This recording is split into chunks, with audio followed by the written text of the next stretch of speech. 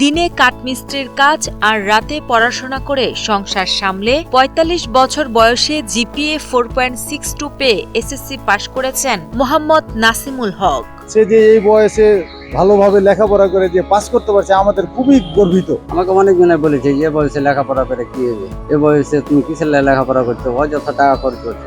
২০০২ সালে SSC fail করার পর সংসারের দায়িত্ব কাঁধে নিতে গিয়ে পড়াশোনা বন্ধ হয়ে যায়। পরে বিভিন্ন কাজে সার্টিফিকেটের প্রয়োজন হয়, আবার পড়াশোনার আগ্রহ তৈরি হয়।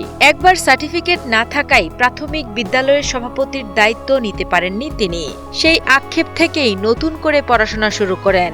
এখন এসএসসি সহ আরো পড়াশোনা করে সামনে এগিয়ে যেতে চান নাসিমুল। জনগণ আমাকে চাইছিল যে আপনি সভাপতি হবেন, কিন্তু দুঃখের বিষয় যে আমার সার্টিফিকেট ছিল না, আমি জনগণের কাছে ব্যর্থ হয়েছিলাম।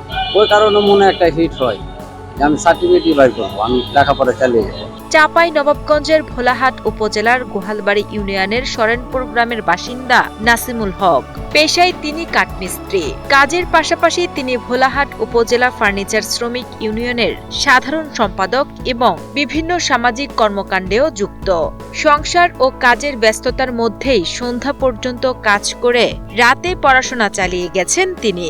সন্ধ্যা পর্যন্ত কাজ করি, রাত্রে আমার ওই অফিস আছে, ওই অফিসে যে বসি, ফার্নিচার শ্রমিক ইউনিয়নে গিয়ে বসি, ওখানে কিছুক্ষণ লেখাপড়া করি।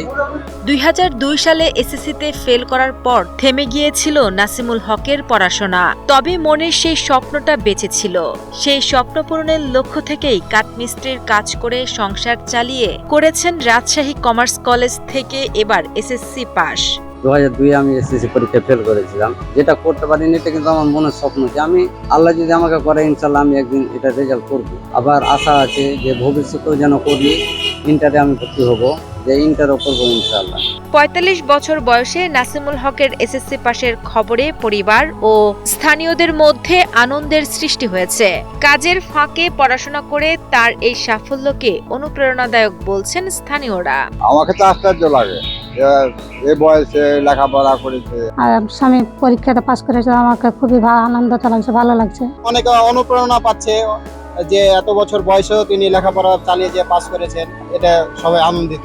আমার ছেলে লেখাপড়া করতে করতে এক বিষয় ফেল করে গেছিল, ফেল করে দিয়া আবার লেখাপড়া করছে, কাজও করছে, সংসার চালাইছে। তার চেষ্টা ছিল যে আমি এসএসসি পরীক্ষা দিব কিংবা এসএসসি পাস করব।